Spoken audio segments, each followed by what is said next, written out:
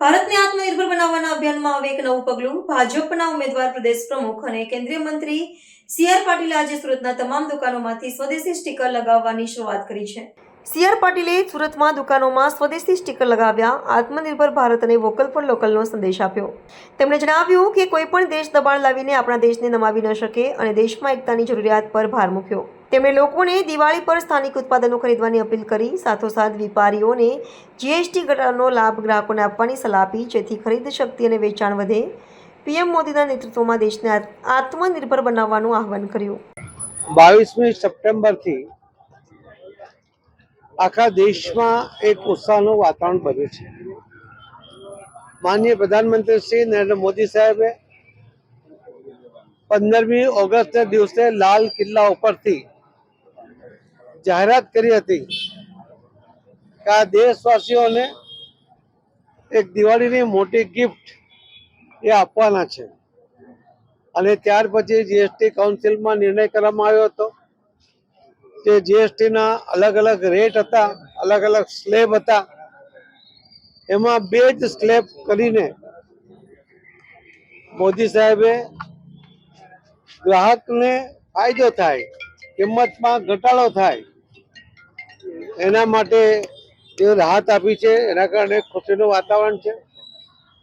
દૂધની પ્રોડક્ટ સહિત જીવન જરૂરિયાતની રોજની પ્રોડક્ટ હોય, ઇન્સ્યોરન્સ પોલિસી હોય, આ દરેક ઉપરથી જીએસટી રદ કરવામાં આવી અને એ પણ ખૂબ મોટી સંખ્યામાં એ આઇટમોને, જીવન જરૂરિયાતની વસ્તુઓને જીએસટીમાંથી મુક્તિ આપવામાં આવી હતી.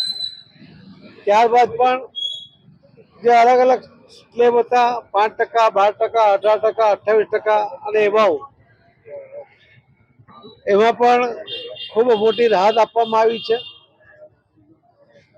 મોટર વ્હીકલમાં, કારમાં, બાઇકમાં એમાં પણ લગભગ લાખ, સવા લાખ રૂપિયા જેટલો ફાયદો એક ગ્રાહકને થાય છે. માનનીય પ્રધાનમંત્રી શ્રી નરેન્દ્ર મોદી સાહેબે ગઈકાલે સાંજે આખા દેશને જે સંબોધન કર્યું એમાં પણ એમણે આ વાત કરી હતી કે નવરાત્રિથી શરૂ થતા આ ઉત્સવ અને આ ઉત્સવની જે ગિફ્ટ છે એનો ફાયદો બધા લે, પોતાની એનાથી ખરીદ શક્તિ બધાની વધશે. જે આપણા દેશમાં બનતી વસ્તુઓ છે એમાં પણ ખૂબ મોટા સસ્તા ભાવે જ્યારે આ દેશવાસીઓ એની ખરીદી કરશે, એના કારણે ઉત્પાદકો પણ સારી ક્વોલિટી સસ્તા ભાવે આપી શકશે.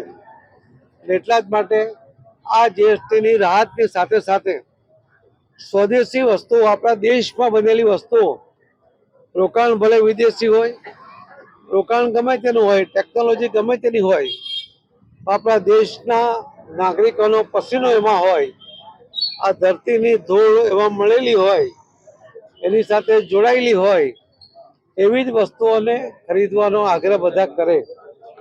આપણે ખબર છે કે આપણે દિવાળી આવે ત્યારે તોરણો લેતા હોઈએ, દીવા લેતા હોઈએ, તો એ તો બધું ઘણા વર્ષોથી ધીમે ધીમે આપણે ફરી સ્વદેશી તરફ વળ્યા છે, પણ એટલું પૂરતું નથી.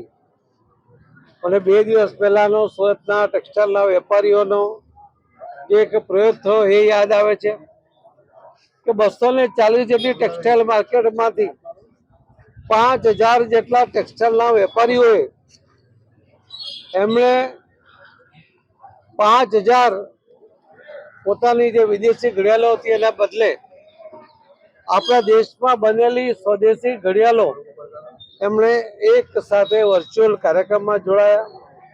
1000થી વધુ લોકો એ કાર્યક્રમમાં ફિઝિકલ હાજર રહ્યા અને એમણે પોતે સ્વદેશી ઘડિયાળ વાપરવાનું શરૂ કર્યું છે. એ એક ફોટો સાથે, વિડીયો સાથે એમણે શેર કર્યું અને આખા દેશને પણ એમણે મેસેજ આપ્યો છે. સુરત અને સુરતના લોકો કોઈક ને કોઈક નવું મોડેલ બનાવીને દેશવાસીઓ સામે આપતા હોય છે. ત્યારે મારી પણ આપ સૌના માધ્યમથી દેશવાસીઓને પણ, વિશેષ કરીને સુરત અને ગુજરાતના ભાઈ બહેનોને વિનંતી છે કે આ દિવાળીમાં વોકલ ફોર લોકલનો આગ્રહ કરવો જોઈએ. માનનીય પ્રધાનમંત્રી મોદી સાહેબનો જે આગ્રહ છે કે સ્વદેશી અપનાવો, આપણા દેશ ઉપર કોઈ દબાણ લાવીને આપણને નમાવવાનો પ્રયત્ન ના કરી શકે એટલી તો એકજૂટતા આપણામાં હોવી જોઈએ. અને મોદી સાહેબના નેતૃત્વમાં આપણને જ્યારે આ તક મળી છે ત્યારે આપણે સ્વદેશી વસાવો. મોદી સાહેબે જે જીએસટી ઓછું કરીને દરેક વસ્તુઓને ખૂબ મોટો ભાવમાં ફરક કર્યો છે. અને વેપારીઓને પણ મારી આપના માધ્યમથી વિનંતી છે કે પણ એમને મળેલો જીએસટીનો ફાયદો એ પાસ ઓન કરે, એ એના પોતાના પાસે રાખવાનો પ્રયત્ન ના કરે, એ પણ મારી વિનંતી છે.